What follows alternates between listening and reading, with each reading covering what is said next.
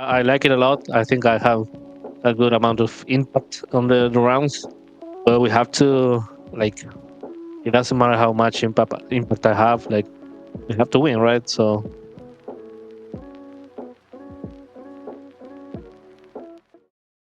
Hey guys, this is Pedro back with another interview covering VCT America Stage 2. For this occasion, I'm here accompanied once again by Saadhak, the IGL of Loudgg, coming off of an opening stage loss to Evil Geniuses 2-1 in said competition. So, Saadhak, really appreciate you taking the time, like I said before, the start of the recording. And yep, starting off with just that, the result, losing to Evil Geniuses.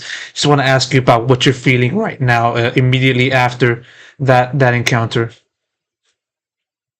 not great, of course. I mean, losing is hard. Losing the first match is hard, and it's gonna be even harder to qualify now. So yeah, not feeling great. You know. For sure. I mean, I just kind of want to skip ahead over to the third map. At that point, the series was tied 1-1, and then it stayed at a fairly even level up until like halftime or around the midway point of that map. But then, of course, Evil Genius kind of pulled away at the very end there. Just sort of covering that part first and foremost. First of all, what do you think was the biggest obstacle slash issue that the team kind of encountered at that critical time frame? I think they were playing super slow. They were trying to get some info every space they could. Like they were grabbing so much space from us, and we weren't fighting that much. Mostly on B side. So yeah, I mean, it is what it is, right? Yeah, Not for much I can. sure. No, no, no. I understand. The pain of defeat is very tough, especially in a season like this, where I mean, each result is going to be very important for the team's run towards qualifying for playoffs and then also champions. I understand that. Not just covering over just to the entire series overall. Just sort of the same a similar question, but more so just the entire series. What do you feel was the biggest kind of obstacle that the team kind of encountered against Evil Geniuses, and also the kind of things that Evil Geniuses showed to you guys that also made it difficult? Um, I think they were kind of prepared for some of the things we prepared against them, which is surprising to be honest. Like mostly pistols and other details. But props to them. They're looking really good. This split. They've been looking really good. Like in the final phase of stage one, they were trying to defeat a lot of teams. Uh, and yeah, I mean, props to them. They're playing insane, and we have to keep grinding and get get back to playing well. The series started off with a 13-7 victory for you guys over in Lotus. Then map two, of course, Evil Geniuses returned the favor, 13-6 win over you guys on Sunset. Going over to map two, I mean, same thing. And essentially, just sort of, when do you think things started to go wrong for you guys in that series? Was it on map two, or did you kind of feel like something was kind of changing in map one or anything around that time? I think map one we really understood what we wanted to do. And map two, I think they were one step ahead every single time. And map three, I would say it was more on us than on them. Like we lost an equal, we lost a 1v3. So yeah, it's kind of unacceptable. Yeah, I think after like losing a couple of rounds on the last map, it was kind of like, what are we doing, guys? You know.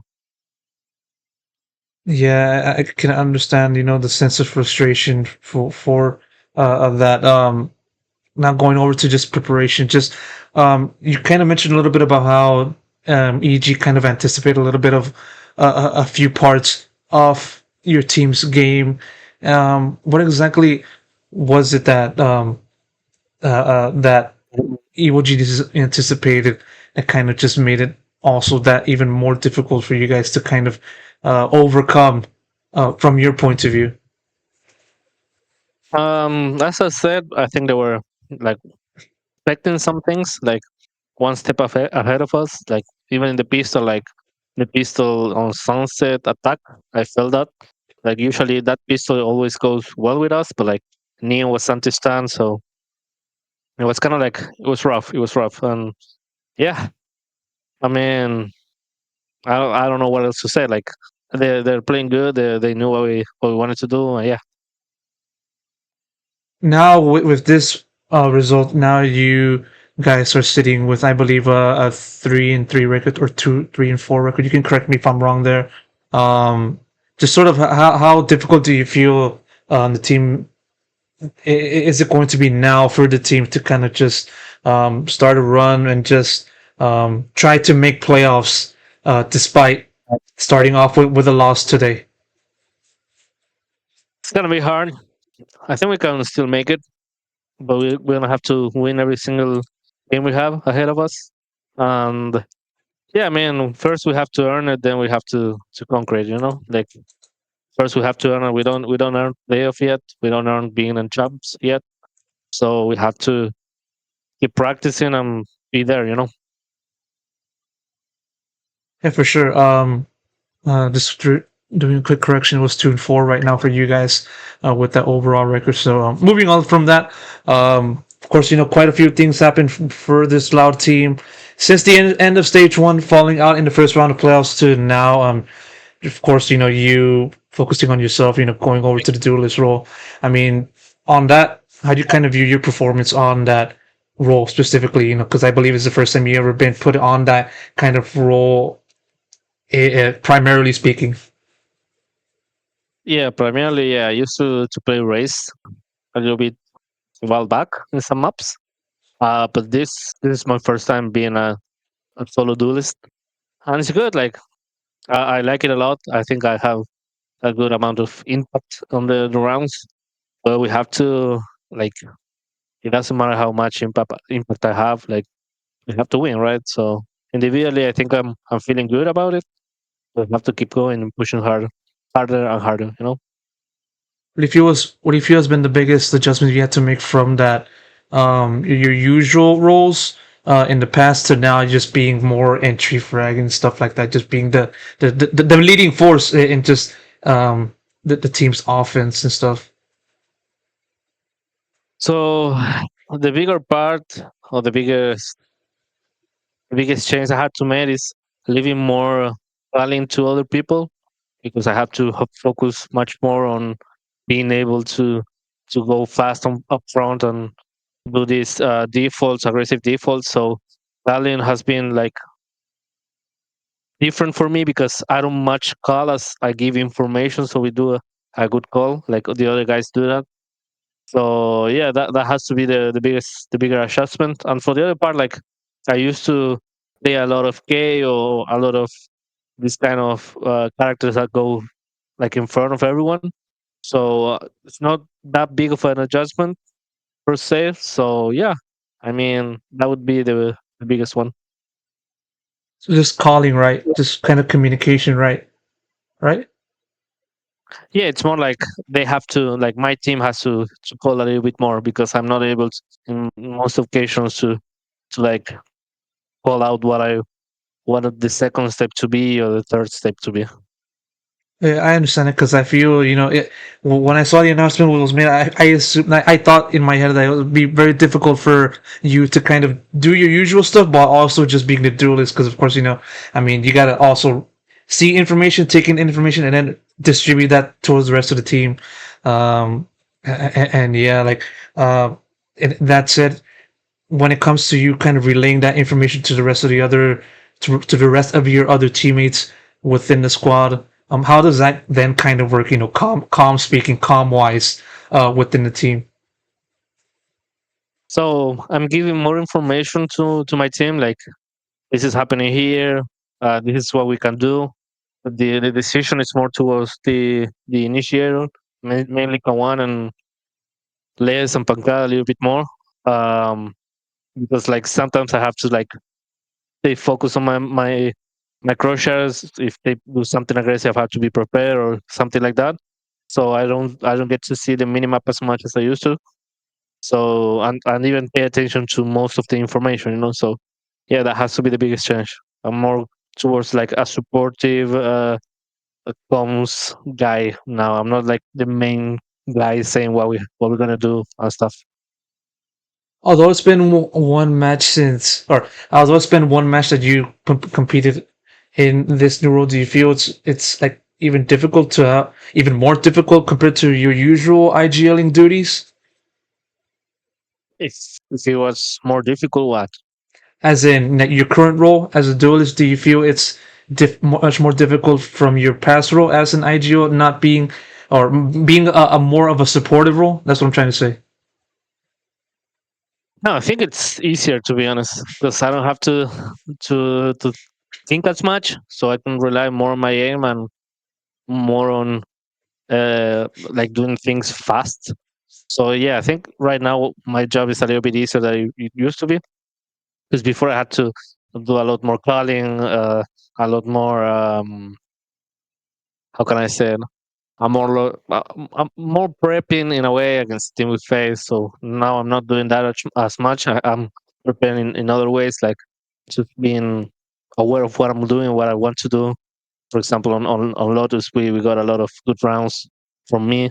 So yeah, For sure. I want to now take this other take a direction towards just of course bringing back Pancada, just having him return to the squad after him being a part of Sentinels for all of last year. Just sort of when did that whole kind of process start for between you guys and him and what's the experience like just having him with the team? Is it different? Is it the same as it was when he was with the team back in 2022, or has it been any different? yeah, he's a different guy for sure. As for the process, I wouldn't know that much because that was on Loud's hands. So yeah, I don't know how the whole process was. But yeah, playing with him, it's always amazing. He's an amazing player. He's more like he's opting for be to be more of a leader in a way. So yeah, it's a different pancada. I'm really liking playing with him. So yeah, Um, with this new version of the squad, with the things that we've been talking about so far, where do you kind of see the level of this current team, in its current form right now, um, and where do you want the team's level to be at? Where do you kind of see the gap from where you guys currently are to where you guys want to be at in the future? well, for first we have to start losing those silly rounds. Um, I think that's something we have to improve. Yeah, I mean, right now we're losing. We've been losing a lot this year, so I want to qualify. I want to go to champs. So that would be the first and the biggest step, qualifying to champs.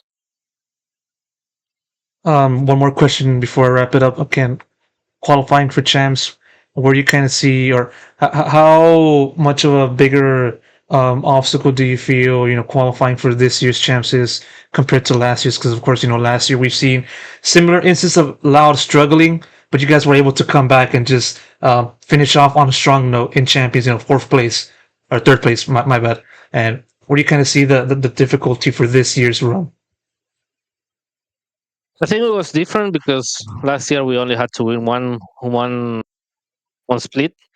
I think we won. We won the split even, so we were qualified to qualify for Japan and for champs all in one split. And now like it's a little bit more difficult. We have to because we have to play a lot more. We have to play kickoff, split one, then split two. So yeah, it's harder for sure than last year. Um, yeah, like we ended up in a good note last year, and we want to do the same this year. We want to do the same on first. We want to qualify for champs. So I mean, if we get there, I'm pretty sure we're gonna get super far on champs. But yeah, one step at a time, you know. As you said, one step at a time. Hopefully, you're able to take that next step next week against your next opponent. So, Saadhak, thank you so much for taking the time once again.